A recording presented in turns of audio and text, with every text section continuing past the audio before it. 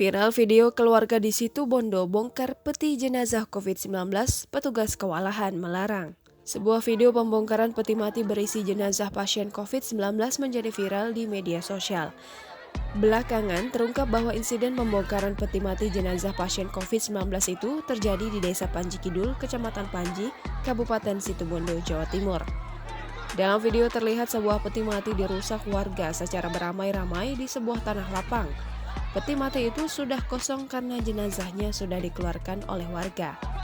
Budiono, Kades Panji Kidul menuturkan pembongkaran peti mati itu dilakukan keluarga si jenazah karena ingin memastikan apakah mayat sudah dimandikan.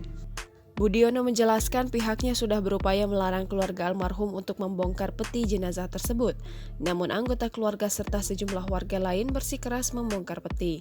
Budiono juga sudah meminta kepada pihak keluarga almarhum untuk melakukan isolasi mandiri tes swab PCR.